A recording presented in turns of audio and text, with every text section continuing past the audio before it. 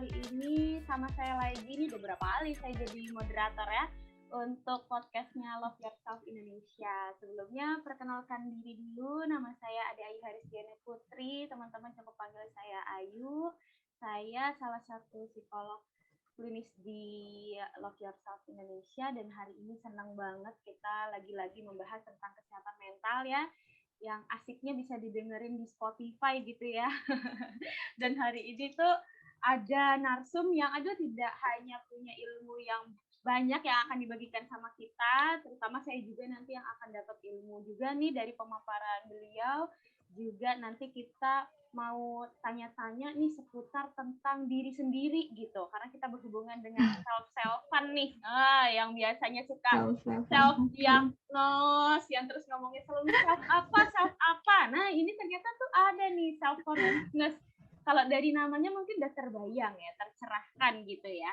Kira-kira self-forgiveness ini tentang apa gitu. Karena zaman sekarang nih, Kak, banyak banget orang yang mungkin konseling juga sama Kak Anita, terus udah bawa ini ya diagnosanya sendiri gitu. Kalau saya tuh sukanya ini itu, dan zaman sekarang apalagi kemarin setelah pandemi itu kan banyak yang aware ya sama kesehatan mental, terutama banyaknya biro-biro atau juga layanan psikologi online maupun offline. Jadi banyak mereka dapetin istilah-istilah baru gitu ya, mungkin menurut mereka keren banget nih, jadi bisa dipakai gitu. Tapi kadang-kadang ternyata ada maknanya gitu, ada artinya, definisinya sendiri gitu tentang hal itu gitu.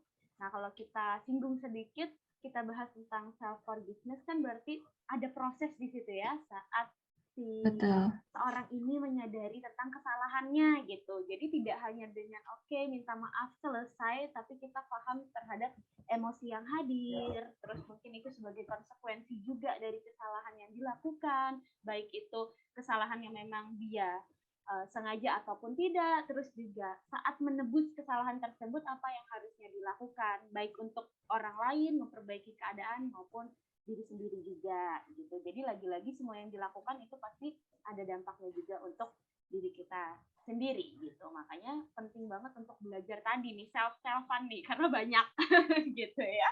Oke, hari ini saya ditemani sama narsum yang kece badai nih ya, cantik sekali. Bisa dilihat sama teman-teman semua, ini ada Kak Anita, founder dari Sahabat Pulih. Nah, kalau kata orang nih Kak Anita, gak kenal maka nggak sayang katanya. Ini karena Kak Anita pengen disayang semua orang ya, jadi silahkan dulu Kak Anita mungkin memperkenalkan dirinya, terus apa aja sih ya kegiatannya sehari-hari, terus apa itu Sahabat Pulih, mungkin boleh sambil di-sharing ke teman-teman, silahkan.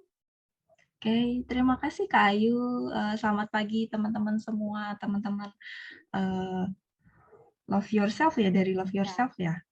Ya, oke. Selamat pagi teman-teman semuanya. Selamat pagi Kak Ayu. Terima kasih sudah mengundang saya untuk podcast hari ini. Nama saya Anita. Saya juga seorang psikolog klinis seperti Mbak Ayu. Kegiatan sehari-hari sih ya berpraktik ya. Apalagi sih kegiatan seorang psikolog klinis kalau nggak praktek. Kebetulan prakteknya di salah satu rumah sakit swasta di kota kelahiran saya, di Pati. Tapi selain itu juga aktif di beberapa platform untuk konseling online, untuk memberikan konselor secara volunteer, seperti di Source Children, di We Dive Deeper, dan di Sahabat Pulih sendiri. Sahabat Pulih sendiri itu platform yang saya buat ya untuk memberikan edukasi, juga sekaligus memberikan layanan konseling bagi teman-teman yang membutuhkan. Begitu. Kurang lebih seperti itu, Mbak Ayu, perkenalannya. Oke, nah nanti tuh yang ternyata di kota yang sama pengen sharing-sharing boleh kali ya nih. Langsung boleh. Ke mana nih? Ke Sahabat Pulih boleh. Tadi dari Sahabat Pulih, ya. Beberapa. Basicnya di Semarang kalau Sahabat Pulih. Secara offline bisa ketemu saya di Semarang. Gitu. Oke, ada beberapa tempat tadi yang disebutin ya. Nah, tuh tinggal pilih tuh. Mau yang ke rumah sakit boleh, gitu ya. Ke Sahabat Pulih boleh. Ke mana tadi satunya juga boleh. Udah di ya. Sip. Nanti kan di follow gitu ya. Biar makin. Benar, boleh. Biar makin tahu. Follow sekalian. Apa aja isinya. Dikepoin Instagramnya Sahabat_Pulih. Betul. Oke. Oke, hari ini kita temanya menarik banget tentang self forgiveness yang kadang-kala itu sulit juga sebenarnya. Untuk saya pribadi pun menurut saya forgiveness itu adalah sesuatu hal yang PR ya. PR sakral juga ya. Kalau misalnya asal ngomong sih bisa, tapi bisa juga jadi sesuatu yang berulang gitu ya. Ini salah ya udah minta Betul maaf aja. sekali. Gitu. Dan ternyata ada beberapa kasus gitu ya atau problem psikologis yang berawal dari yang kayak gini-gini nih, yang kesannya memaafkan tapi ternyata tidak benar-benar rilis dengan baik, tidak legowo lah gitu ya. Jadi kadang-kadang masih mangkel gitu. Jadi sebenarnya apa sih kalau kita mau bahas dulu di awal pengertian dari self forgiveness ini sendiri gitu. Oke. Dari aku dulu? Iya. Oke. Kalau saya mengartikan self forgiveness itu berarti melepaskan. Apa sih yang kita lepaskan? Yang kita lepaskan adalah perasaan-perasaan negatif yang ada di dalam diri kita. Perasaan marah, perasaan benci, ya, mungkin penyesalan gitu ya terhadap suatu peristiwa, baik itu kita sengaja maupun tidak sengaja. Ya, terkait memaafkan pun sebetulnya adalah melepaskan itu tadi, melepaskan hal-hal yang masih kita pendam, perasaan-perasaan negatif yang masih kita pendam, kemudian kita proses pelepasannya adalah kita menerima dan memberikan kemurahan hati ya, memberikan kemurahan hati kepada diri sendiri gitu sih. Apa sih yang kita lepaskan? Yang kita lepaskan adalah selain perasaan negatif adalah ketidaksempurnaan kita. Ketidaksempurnaan kita terkait hal-hal yang sudah terjadi gitu. Jadi ketika kita memilih untuk memaafkan diri sendiri, bukan berarti kita lemah atau kalah gitu ya. Kadang kalau ini kita berurusan dengan orang yang sangat-sangat membuat kita sakit hati gitu ya Mbak Ayu ya. Aku nggak mau kalah pokoknya karena dia udah nyakitin aku gitu ya. Ini sakit banget, ini nggak bisa untuk aku lepaskan gitu aja gitu ya. Padahal di situ mungkin ada ego di mana kita merasa bahwa kita ngerasa kalah di situ, atau mungkin kita merasa kita nggak puas, kita pengen balas dendam gitu ya. Jadi memaafkan tuh bukan perkara kita lemah, tetapi juga bukan berarti kita membenarkan atau mentoleransi perilaku dari orang yang telah menyakiti kita. Ya, tapi lebih kepada mencari kedamaian untuk diri sendiri. Menerima, kemudian sepakat, setuju dengan diri sendiri untuk maju. Gitu. Jadi kalau dari saya kesimpulannya memaafkan atau self forgiveness itu sendiri adalah terkait melepaskan kemudian menerima gitu, melepaskan perasaan negatif dan menerima bahwa kejadian tersebut itu memang sudah terjadi di dalam hidup kita. Gitu. Iya benar-benar, kadang-kala kalau misalnya kita punya masalah gitu ya, kita oke dimaafin gitu ya, tapi ternyata di dalamnya ada dendam gitu ya, kayak kamu harus ngerasain apa yang aku rasain gitu ya. Betul. Jadi kayak lingkaran setan ya, kebalik. Jadi kita mau membalas, terus nanti yang mungkin pelakunya juga udah minta maaf gitu ya, orang tersebut lah kok pelaku kesannya kayak gitu. Orang tersebut udah minta maaf tapi kok dibalas jadinya ngelakuin lagi, jadi aduh muter-muter dah kayak lingkaran setan ya. Benar-benar ternyata gitu. Kadang juga meskipun kita sudah menerima, kalau katakanlah kalau kita yang melakukan kesalahan, kalau tadi kan orang lain yang melakukan kesalahan kepada kita, katakanlah kita yang melakukan kesalahan kepada orang lain secara disengaja maupun tidak, orang lain tersebut mungkin sudah memberikan statement ke kita bahwa aku maafin diri kamu kok gitu. Tapi mungkin kalau peristiwa itu terkait sesuatu yang fatal gitu ya Mbak Ayu, mungkin terkait mencelakai orang secara tidak langsung gitu ya, kita nggak sengaja gitu kan, itu kan pasti ada perasaan bersalah, ada perasaan menyesal gitu ya, kenapa aku harus seperti itu dan sebagainya gitu kan, harusnya aku nggak gini, harusnya nggak aku gitu. Walaupun orang itu sudah memberikan maaf ke kita, kita sendiri terkadang yang belum bisa untuk memberikan maaf untuk diri sendiri. Nah, saat itulah titik di mana kita butuh untuk belajar memaafkan diri sendiri, belajar untuk memproses apa sih sebetulnya yang masih aku pendem, apa sih sebetulnya yang masih aku tahan ya di peristiwa itu. Kenapa ketika orang lain memaafkan, aku sendiri belum rela gitu. Nah, biasanya itu yang nanti perlu kita proses. Balik lagi ke ketidaksempurnaan itu tadi. Kita kan nggak sempurna, kita bisa melakukan kesalahan, ada hal-hal yang tidak bisa kita kontrol. Nah, PR-nya tuh sebetulnya di situ. Iya. Ketika itu udah terjadi, kadang-kadang kita bisa terperangkap gitu ya di situ gitu, di situasi itu. Kita salah, kita jadi muter-muter gitu. terus. Jadi aku harus gimana? Udah minta maaf, udah berusaha, tapi kok kayaknya yang memberikan maaf gitu tuh kita rasanya kayaknya dia masih nyimpan sesuatu deh. Jadi kita terus kadang minta maaf gitu ya. Kita terus padahal udah aja mungkin menurut orang ya. Tapi iya, salah banget gitu. Aduh kok bodoh banget gitu ya. Kita menghakimi diri sendiri sukanya gitu ya. Betul. Nah, itu juga kadang iya juga kepikiran juga saya, oh iya kadang-kala kita jadi pikirannya kemana-mana gitu ya, negatif gitu. Kayak aku tuh udah minta maaf, tapi kok dia kayaknya maafinnya kurang ikhlas, kurang ini. Jadi itu bukan permasalahan siapa yang disakiti atau menyakiti, ternyata dari dua sudut pandang juga harus menerima. Balik lagi. Iya. Betul, menerima itu kuncinya ya. Jadi tidak hanya maaf atau memaafkan, tapi ketika udah bisa menerima itu lumayan berat ya. Maksudnya dengan permasalahan kecil apapun, kalau kita nggak menerima, kita akan sulit gitu akhirnya mungkin menjalani aktivitas sehari-hari. Karena biasanya kalau kita punya kesalahan dikit atau ada yang ngeganjel dikit di hati itu sehari-hari jadi males-malesan ya, jadi bingung ya. Betul, hidup jadi berantakan semuanya. Betul.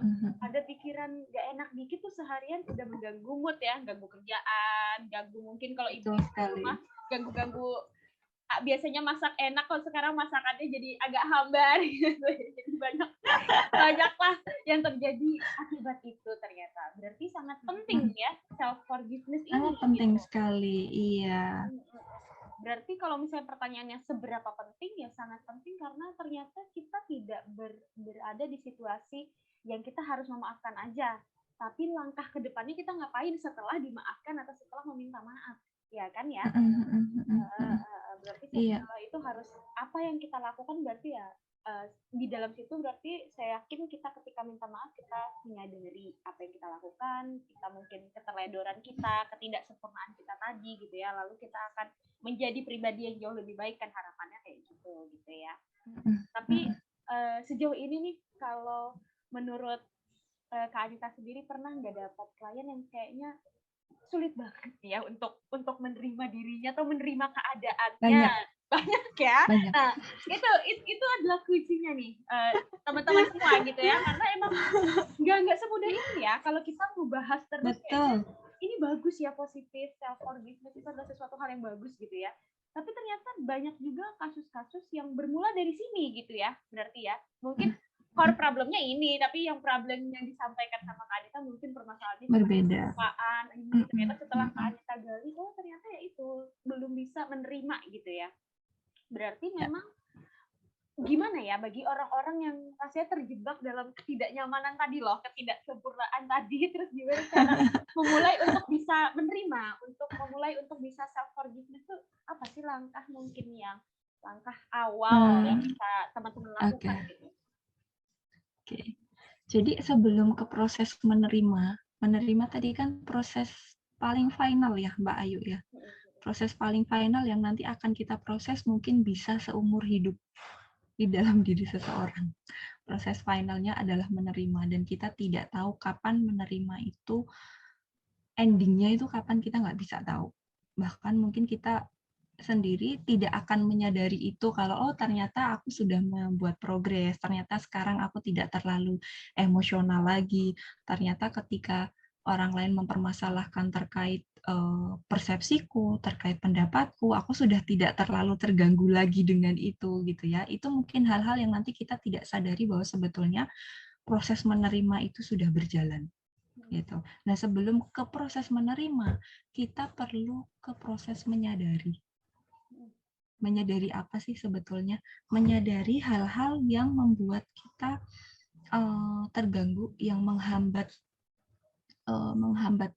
diri kita, menghambat perkembangan kita, apa sih sebetulnya gitu kan. Jadi kalau kita berbicara terkait kapan memulai self forgiveness, ya kembali lagi kapan kita mau memulai menyadari. Kapan kita mau mulai bertanya ke diri sendiri bahwa ada sesuatu nih yang nggak beres di aku. Mungkin di emosiku, kok aku sering meledak-ledak, kok aku setiap kali ada masalah tuh aku cenderung silent treatment, kok kenapa ketika ada orang yang nggak setuju dengan pendapatku, meskipun itu dalam open diskusi yang terbuka, tapi kok aku sakit hati banget gitu kan. Kenapa ketika aku ingin mendapat perhatian, aku pengen banget dikasih perhatian, tapi itu cuma dari cowok misalnya. Ada apa ya dengan diriku? Nah, kita mulai menyadari dulu hal-hal yang menurut kita itu mengganggu atau tidak wajar, tidak nyaman, gitu kan. Kita menyadari dulu. Ketika kita sudah mau ke step menyadari, kita ke proses uncovering, ya, mengungkap, ya. Di uncovering ini kita akan lebih mengungkap hal-hal yang membuat kita tidak nyaman. Ya, itu kalau saya nggak tahu kalau Mbak Ayu, kalau saya biasanya di awal ketika ada klien yang mau konseling, saya akan beritahukan, apalagi ketika mereka belum pernah ke psikolog sama sekali ya Mbak Ayu ya, akan berbeda ketika ke psikolog dan misalnya ke dokter, ke psikiater gitu ya, akan berbeda. Jadi saya akan memberitahukan di awal bahwa dalam prosesnya nanti akan ada hal-hal yang membuat kamu tidak nyaman dan kamu berhak untuk sampai mana, sejauh mana kamu memproses itu. Saya tidak akan memaksa. Itu yang selalu saya sampaikan ke klien saya. Nah, karena di proses uncovering ini, itu akan mengungkap hal-hal yang membuat kita tidak nyaman terkait mungkin peristiwa, terkait seseorang, orang lain yang menyakiti kita, gitu ya. Misalnya orang-orang yang pernah membuli kita, atau mungkin orang-orang terdekat kita yang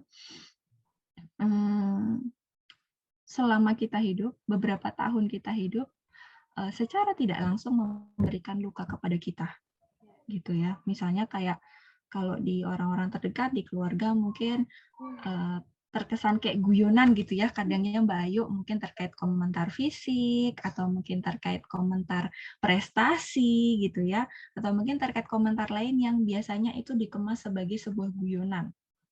Ya, tapi karena itu terbentuk terus-menerus lama sehingga itu menjadi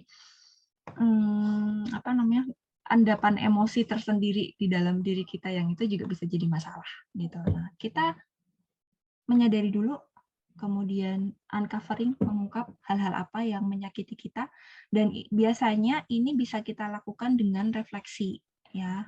Refleksi kondisi kita saat ini itu tadi ya. Singkatnya ini refleksi lah, refleksi kondisi kita saat ini. Kemudian yang kedua adalah memutuskan. Memutuskan gimana? Memutuskan bagaimana cara kita untuk memproses situasi-situasi kita saat itu. Kalau kita sudah menyadari misalnya emosi kita nih yang bermasalah, aku meledak-ledak terus nih. Teman-teman bisa cari banyak sekali ya sumber sekarang ya Mbak Ayu ya, mungkin buku self improvement atau mungkin video-video tertentu yang membantu kita untuk manajemen emosi dan lain sebagainya gitu ya. Kecuali kalau memang teman-teman kesulitan untuk memproses ini sendiri, teman-teman bisa mencari bantuan profesional gitu. Setelah memutuskan, kita juga perlu mengusahakan untuk dalam memproses emosiku yang sering meledak-ledak, ya gimana caranya memanage emosiku. Dari awal ketika misalnya emosiku mulai muncul, aku bisa dengan cara relaksasi. Misalnya ketika emosi itu muncul, aku bisa dengan relaksasi, atau aku bisa dengan cara lain misalnya, atau aku bisa dengan journaling misalnya. Nah, hal-hal seperti itu adalah hal-hal yang kita upayakan untuk memproses. Yang terakhir adalah baru ke proses pendalaman. Pendalaman di sini dalam artian kalau aku bilang melangkah ke proses menerima, karena dalam proses pendalaman ini kita mencari makna. Sebetulnya ketika aku merasakan emosi ini, kenapa sih ketika aku memberikan pendapat nggak disetujui itu, aku selalu marah, aku selalu nggak nyaman, aku selalu merasa sangat-sangat terganggu.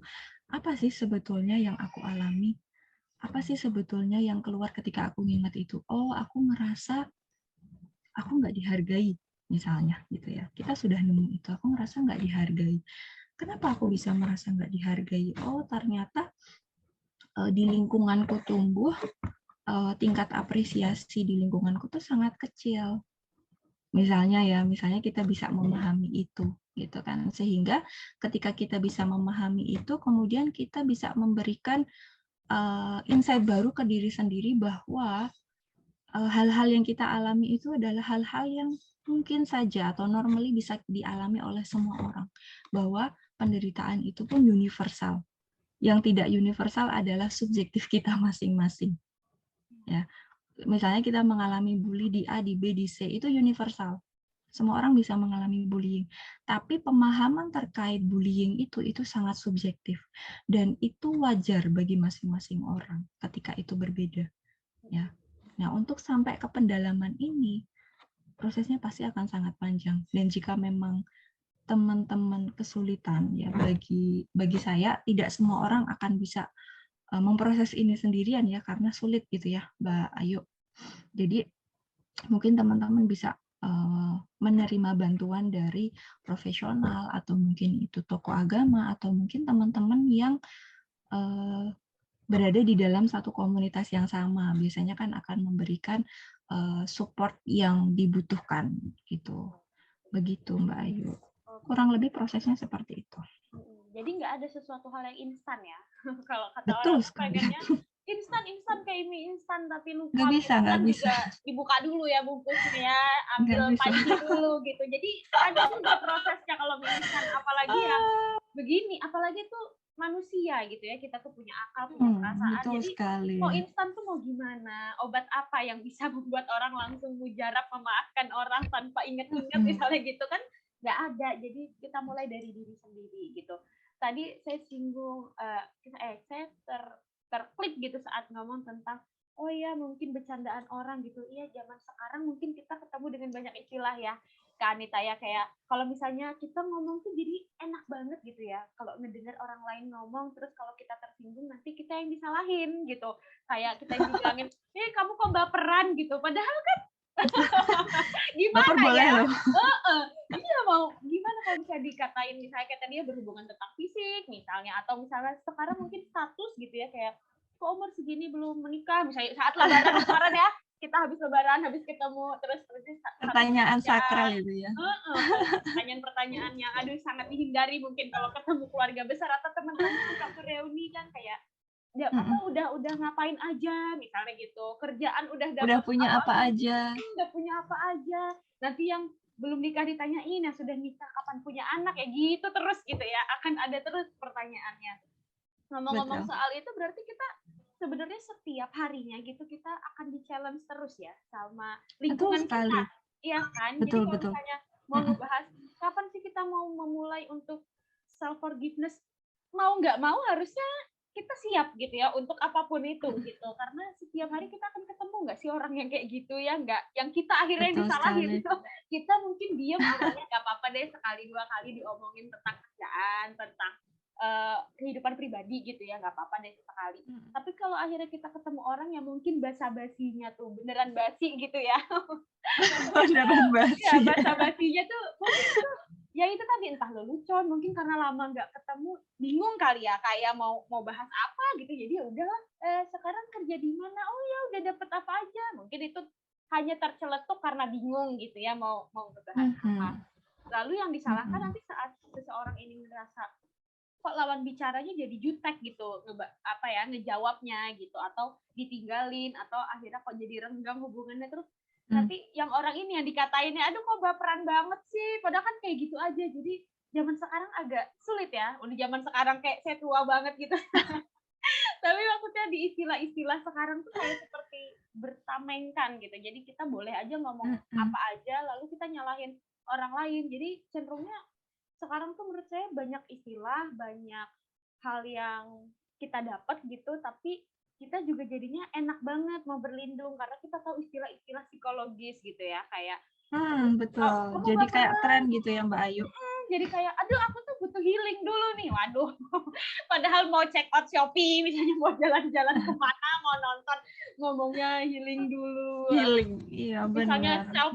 self apa banyak lah gitu. Jadinya tuh menurut saya tuh sekarang karena kita punya banyak banget gitu ya hal yang bisa kita pelajari dan itu mudah. Kalau mungkin zaman kita dulu kita percaya tuh sama jurnal-jurnal yang udah jelas gitu ya. Kalau sekarang kita tinggal lihat Instagram, kita searching aja apa yang kita mau tahu gitu, udah keluar definisinya, kita langsung mengamini itu gitu kan. Makanya kadang-kadang menurut saya kenapa banyak pertanyaan yang jadi gimana sih self forgiveness dan segala macam itu karena itu gitu. Karena mungkin dulu orang-orang tuh lebih bisa menghargai atau ketika ngomong tuh mereka mikir dulu gitu ya, ini kira-kira nyakitin hati orang nggak. Kalau sekarang kita ngomong dulu atau ngetik dulu ya, zaman sekarang ngetik dulu, udah post orangnya marah, kita tinggal kamu baperan banget sih orangnya gitu ya. Jadinya agak mungkin ya bagi seseorang, apalagi anak-anak remaja zaman sekarang gitu yang hidup di era ini dan mau menerapkan self forgiveness tuh rasanya mungkin agak sulit karena mencari teman yang benar-benar teman gitu ya, ibaratnya kayak tadi ya ada dukungan dari orang lain, terus juga ikut komunitas dan lain-lain, itu tuh juga dibarengi dengan ternyata banyaknya omongan yang terus hadir setiap hari gitu ya, jadi rasanya agak sulit ya. Ya enggak sih, saya mungkin belum setua itu, tapi saya ngerasa ada bedanya gitu loh di zaman saya masih kuliah gitu ya Kak Aditya. Saya masih kuliah tuh kayaknya nggak ada sih yang kayak gini ya, bercanda tuh pada porsinya gitu. Tapi ngelihat anak-anak zaman sekarang yang kemajuannya juga pesat tuh saya seneng juga gitu. Hanya aja ternyata banyak istilah-istilah yang dipakai juga untuk jadi tameng gitu. Nah ini kayaknya agak sulit juga ya. Mungkin bagi klien-klien Kak Anita juga yang remaja gitu ya, kadang-kadang mereka banyak banget jadinya pertimbangannya ya, kayak sekarang basic banget lah. Jadi agak sulit gitu untuk keluar dari zona itu kadang-kadang kan gitu. Jadi kayaknya untuk self forgiveness tuh makin lama kalau kita ngikutin zaman makin sulit kita lakuin kalau kita benar-benar mengiyakan lingkungan yang sekarang gitu ya. Jadi karena kita di challenge setiap harinya dengan banyaknya tuntutan gitu ya, secara tidak langsung tuh kayak kita dituntut, oh umur segini harus gini, umur segini harus gini. Ya itu yang sumber yang penting yang penting tuh kita yakin sama yang kita lakukan, kita seneng kan kita yang jalanin ya sebenarnya. Cuman ya itu balik lagi kalau lingkungannya seperti mengharuskan, kadangkala kalau kekuatan kita, keyakinan kita goyah, wah udah roboh. Kalau ditanyain sebetulnya plus minus ya Mbak Ayu ya, karena kalau di zaman kita mungkin kayak kita ngerasa tua banget ya, di zaman kita mungkin sosial media tidak tidak seramai sekarang gitu ya, mungkin masih sekedar Facebook atau mungkin WA pun dulu nggak ada status gitu kan.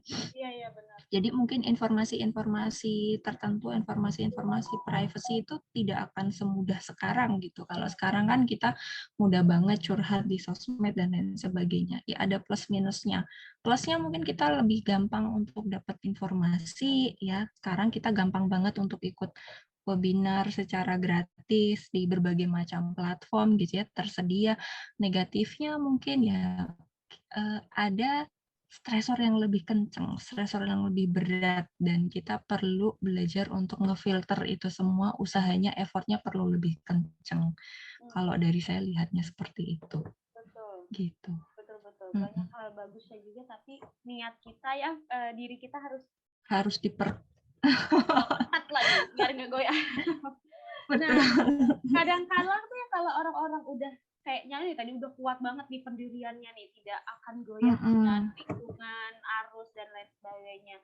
Tapi ketika kita udah mulai mau menerima nih mungkin ya dalam prosesnya ternyata kita gagal gitu ya, entah karena keyakinan kita yang goyah atau orang lain ternyata yang terus-menerus memberikan tekanan gitu, katakanlah kita belum berhasil dalam hal self forgiveness ini. Jadi apa yang bisa kita lakukan untuk bangkit? Karena sulit ya, kayak sebenarnya kita jatuh aja tuh sulit banget berdiri, apalagi untuk yang dari kita proses mau memaafkan diri sendiri, memaafkan orang lain, menerima, tiba-tiba jatuh tuh kan, waduh berkali-kali lipat ya jadinya ya. Gimana nih caranya untuk bangun lagi nih, kira-kira? Yang perlu kita pahami pertama, memaafkan diri sendiri itu adalah sebuah proses, bukan keputusan. Bukan keputusan yang aku mau maafin kamu selesai dan nggak gitu ya, tapi sebuah proses.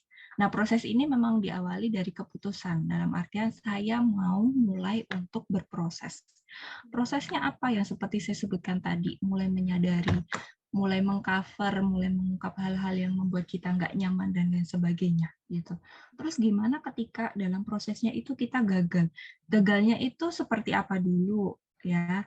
Terkadang ada banyak sekali klien yang datang di ruang konseling itu, misalnya saya tanya tujuannya untuk apa? Saya pengen saya bisa melupakan kejadian ini, atau saya pengen saya nggak inget lagi tentang orang ini, saya mau melupakan tentang ini gitu kan. Nah itu kan goal yang sangat abstrak sekali ya teman-teman ya. Katakanlah misalnya goal saya adalah saya pengen buat bisa maafin perbuatannya Mbak Ayu misalnya, yang sudah menyakiti saya, katakanlah seperti itu.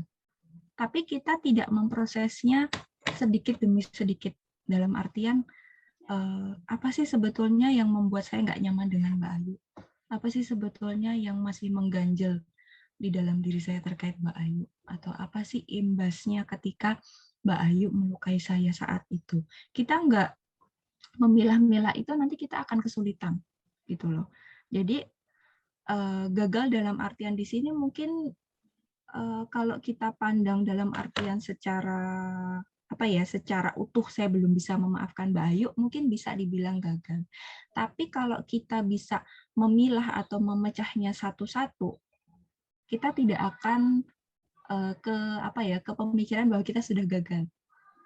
Ya, misalnya kita kita mulai dari step kecil. Saya mau manage emosi saya dulu. Nah, manage emosi saya ini sudah berhasil belum ya? Berhasilnya gimana caranya kita lihat? Ya tadi misalnya orang nggak setuju dengan kita, itu kita sumbunya yang mungkin 1 detik langsung emosi, sekarang bisa 3 detik, 5 detik, nunggu 5 detik baru emosi gitu kan. Nah, ketika kita bisa melihat hal-hal kecil seperti itu, kita nggak akan ngerasa kalau kita gagal. Kita akan ngerasa kalau, oh ini adalah proses saya. Saya memang belum sampai ke goal utama saya memaafkan Mbak Ayu, tapi saya sudah bisa ke goal kecil saya bisa manage emosi saya. Nah, kalau misalnya manage emosinya sudah berhasil, jalan nih ketika ingat kejadian tentang Mbak Ayu, oh saat itu saya ngerasa marah dengan Mbak Ayu karena Mbak Ayu melakukan sesuatu yang tidak saya sukai. Nah, kita ke proses lain nih. Mbak Ayu sebetulnya sengaja nggak sih dengan kejadian itu? Oh, ternyata dia nggak sengaja. Dia juga sudah minta maaf. Apa sih yang belum saya lepaskan? Oh, saya nggak rela kejadian itu terjadi karena di situ ada bentuk mungkin saya ngerasa lemah atau saya ngerasa malu gitu ya. Mungkin ada lontaran kata-kata, misalnya kata-kata yang tidak sengaja tadi seperti yang Mbak Yu ceritakan. Oh, saya ngerasa malu di situ. Nah, gimana saya menghilangkan rasa malu? Nah, kita baru ke proses selanjutnya gitu. Jadi yang pertama goal kita harus kita pecah. Goalnya harus kita pecah jadi langkah-langkah kecil supaya kita tidak merasa bahwa kita gagal. Kalaupun kita tetap merasa gagal gitu ya, kita tarik lagi ke belakang. Langkah-langkah apa yang sudah kita lakukan tapi menurut kita belum berhasil. Oh, ternyata selama ini saya hanya sekedar pengen memaafkan, pengen ngerubah situasi atau perasaan saya menjadi positif, tapi saya belum bisa menerima bahwa hal itu terjadi misalnya. Nah, kita kembali ke refleksi lagi. Jadi mundur lagi sebetulnya, refleksi lagi hal-hal apa yang belum kita lakukan, belum kita upayakan. Seperti itu. Kemudian baru kita proses perlahan sedikit demi sedikit. Karena kan seperti yang Mbak Ayu katakan tadi, selama kita hidup, apa sih peristiwa-peristiwa apa atau kehidupan apa sih yang membuat kita nyaman? Kan tidak ada. Kita pasti akan selalu menghadapi hal-hal yang membuat kita tidak nyaman dan membuat kita nyaman, gitu kan? Sayangnya biasanya manusia ya, maksud saya Mbak Ayu dan semua teman-teman di sini, biasanya kita sukanya itu fokus ke hal-hal yang negatif, ke hal-hal yang tidak bisa kita capai, ke hal-hal yang tidak bisa kita kontrol. Padahal mulutnya berkata, saya tuh pengen punya hidup bahagia, saya tuh pengen tenang hidup saya.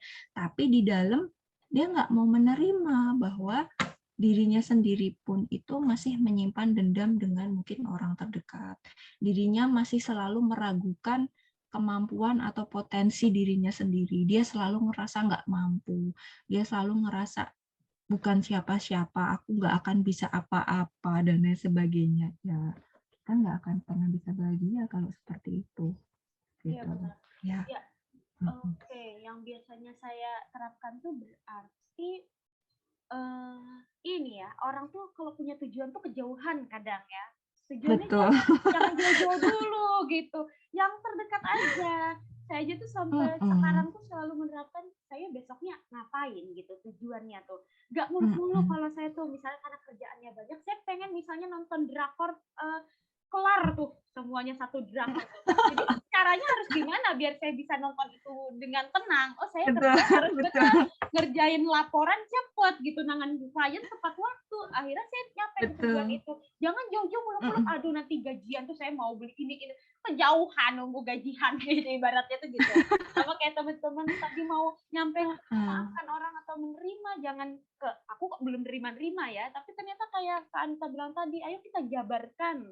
Ternyata banyak prosesnya gitu. Coba yang pertama tadi emosi aku yang meledak tuh bisa nggak ya ketahan dulu, atau ketika orang lain tuh gak setuju kita bisa ngempet dulu kayak tenang dulu, tarik nafas dulu, oh orang nggak setuju nih karena apa. Nah itu tuh udah berhasil, tapi kita kan nggak itu fokusnya ya, fokusnya tuh memaafkan, jadi jauh kejauhan gitu. Jadi kalau kita mau lihat tuh belum nyampe situ, kita pandangannya jauh banget ke depan, padahal yang di depan nggak nyampe udah berhasil loh kita lakukan. Betul. Saya juga berkaca tadi, oh ya saya tuh suka meledak-ledak gitu ya orangnya ya, apalagi kalau misalnya saya meledaknya tuh apalagi ke diri sendiri tuh paling sering, kayak harusnya saya jam segini udah gini, jam segini harus gini. Kalau itu gagal tuh saya maunya tuh kayak ke diri saya ini kamu ngapain sih tadi gitu. Tapi ke diri sendiri kan lama-lama tuh kayak oh ya bener juga, harusnya kayak tadi, oh tenang dulu. Oke, ini apa yang harus saya lakukan ke depan biar ke depannya nggak ada lagi. Harusnya kan gitu ya. Nah itu tuh benar-benar harus diapresiasi. Kita lupa untuk mengapresiasi hal-hal kecil ya. Ya itu tuh saya suka nih membahas yang begini-gini dengan yang expertnya gitu. Karena saya juga dapat insight-nya gitu. Ya nggak bisa kamu kasih tujuan kejauhan sulit gitu ya.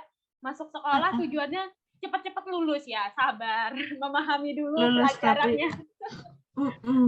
Lulus tapi effortnya nggak jelas gitu ya. Pengen selesai skripsi tapi ngerjain dalam sehari aja, nanti aja. Iya, nyari bahan nanti aja nanti gitu kan. Itu yang membuat hidup kita makin terasa lambat dan nggak nyaman gitu ya. Lambat tuh sebetulnya nggak apa-apa asal kita berproses ya teman-teman. Tapi kalau kita nggak tahu prosesnya gimana gitu kan jadinya semrawut gitu ya jatuhnya. Gitu. Benar-benar. Jadi lakuin aja pelan-pelan, sedikit-sedikit, tapi benar-benar step by step. Tag kita sama. Oke. Aduh, pokoknya saya pembahasan self-love sih saya suka gitu. Karena awalnya kayak suka nih, sudah sering dilakukan. Ternyata kalau dijabarkan nggak hanya tentang kamu maafin aku maafin kamu ternyata ya. Nah, saya suka. Karena kalau menurut saya dibahas atau disampaikan dengan orang sama kita baca sendiri itu beda. Karena ketika kita baca sendiri sama aja kayak kita sedang ngomong sama diri sendiri. Proses sendiri. Kadang-kadang yang kita proses bisa aja kurang tepat, tapi kita mengiyakan argumen kita sendiri gitu kadang ya. Ketika kita baca, oh ya ini kayak gini nih, aku udah gini. Terus otak kita, oh ya kamu udah gini, rasanya beneran. Tapi ketika kayak kita punya teman untuk sharing kayak gini kan rasanya kayak, oh belum, aku ada beberapa step mungkin yang aku belum lakukan dengan baik. Nah, kayak gini-gini tuh sebenarnya bagus nih mendengarkan podcast, ikut webinar gratis tadi juga bagus. Mungkin bisa dapat iya ya ternyata selama ini memaafkan tuh tidak hanya tentang berani ngucapin aja gitu. Ternyata ada yang harus dilakuin.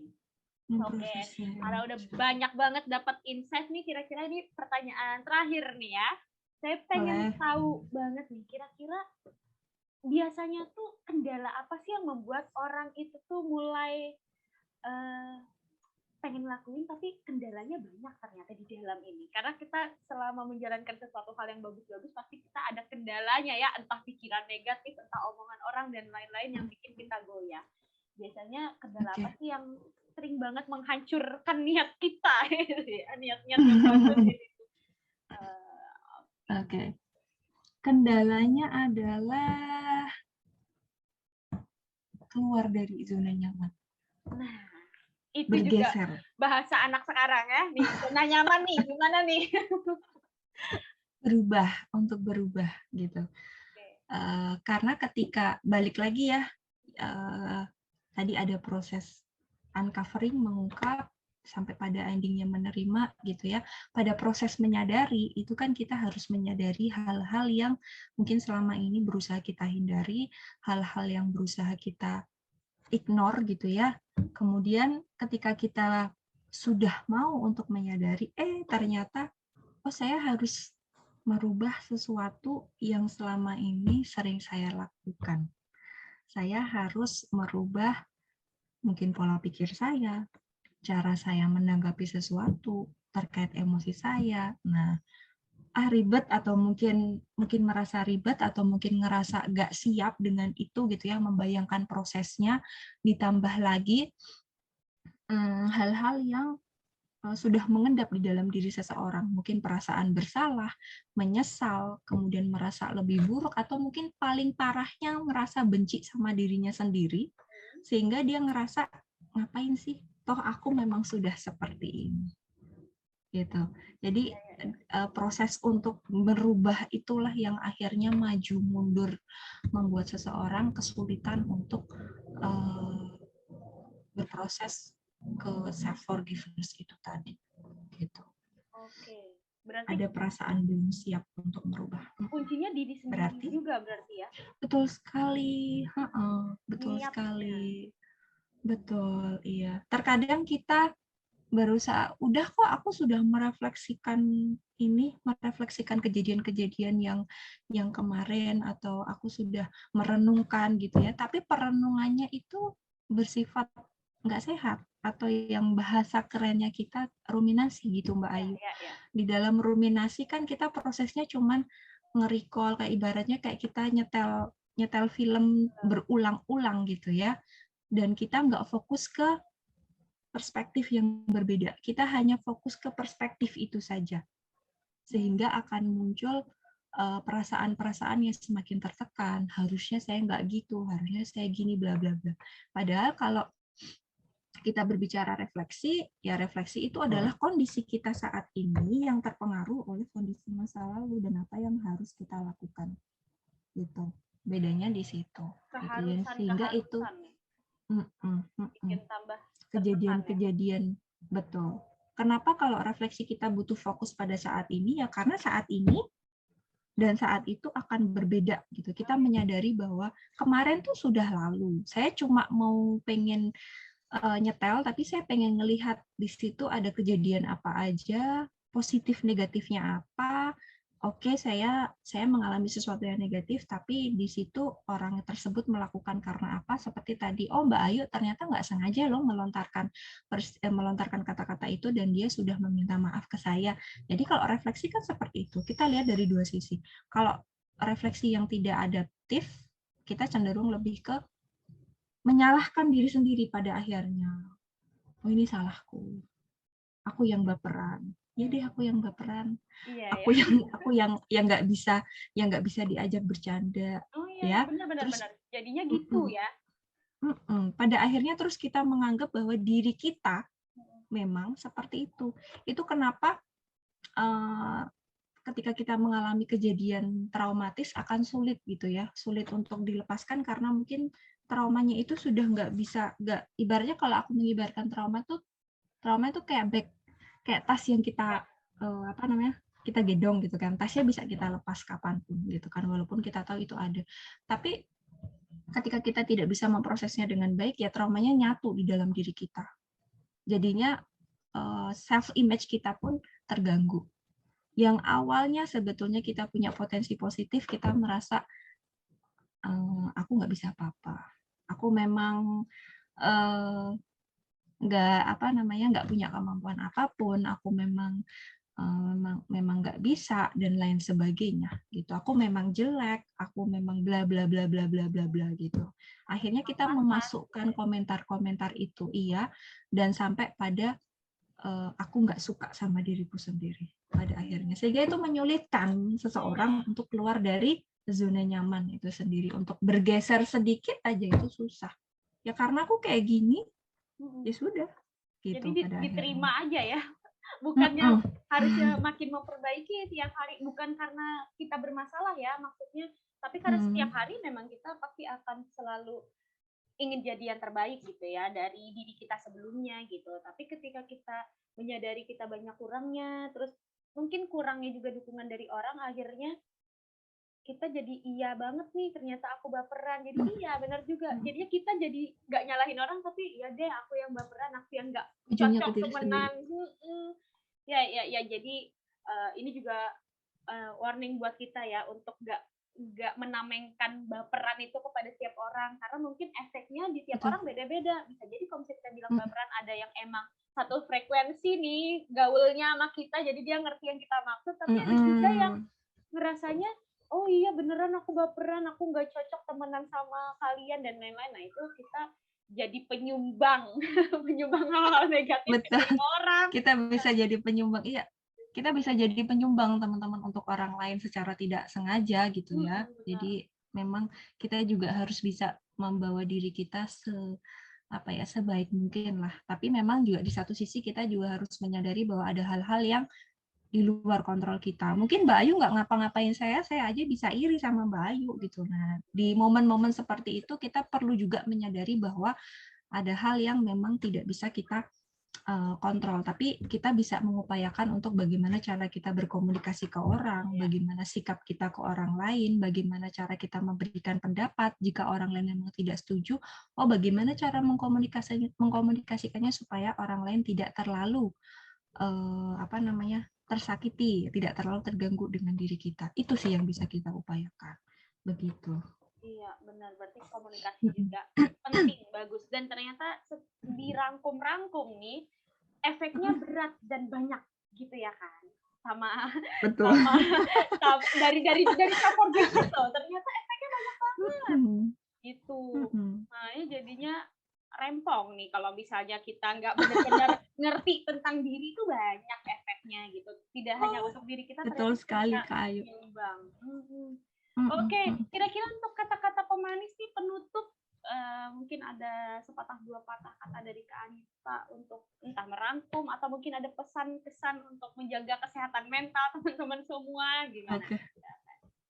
Oke, kalau aku lebih ke mungkin menerima ketidaksempurnaan itu juga bentuk sebagai sebuah kedewasaan. Nah, aduh, singkat tapi ngena wes gitu. Nusuk tuh. Nah, yep, itu bisa dicerna, dipahami tuh kalimat atau kata-kata yang seiprit tadi tapi maknanya besar itu. Ayo teman-teman. Jadi nggak harus panjang-panjang, orang nggak ngerti, tapi kecil pendek kayak gitu tapi ngena banget kan? Semoga teman-teman, semoga sampai ya ke teman-teman. Iya, nanti bisa diulang-ulang gitu ya. Kalau misalnya ngerasa aku udah coba dan gimana, diulang-ulang aja podcast ini yang disampaikan sama Kak Anita tuh di bagian mana yang saya mungkin belum sampai ke titik itu, dan nggak apa-apa banget gitu ya. Untuk istirahat, untuk mencoba kembali itu nggak apa-apa banget gitu. Oke, senang banget nih pagi ini udah ngobrol-ngobrol. Kita terima kasih. Tentang self forgiveness gitu, tentang memaafkan, ternyata yang tidak hanya sekedar memaafkan ini gitu. Jadi coba kita tiap harinya belajar terus untuk apapun yang terjadi di kehidupan kita gitu, kita maknai, niatnya terus dikuatkan gitu ya. Kalau kata Kak Anita tadi harus kokoh, jadi tidak mudah goyah untuk apapun yang kita hadapi ke depannya gitu. Betul. Oke, terima kasih untuk Anita waktunya hari ini, ilmunya banyak banget yang bisa saya ambil, pun juga pasti teman-teman juga ngerasa seperti itu. Jangan lupa tadi di follow tuh Anita, ada di berbagai macam tempat tadi, mau datang kemana aja boleh gitu, mau di follow. Jangan lupa untuk sahabat pulih ya, _pulih ya. Nah, untuk bisa memulihkan apa aja makanya dikepoin kalau kata Kak Anita tadi ya. Oke, terima kasih Kak Anissa, Terima semoga kita kasih. bisa bekerja sama lagi. Ya, Dadah, Kak ditunggu Anissa. Kak Ayu. Selamat Terima kasih pagi, terima kasih teman-teman. Iya.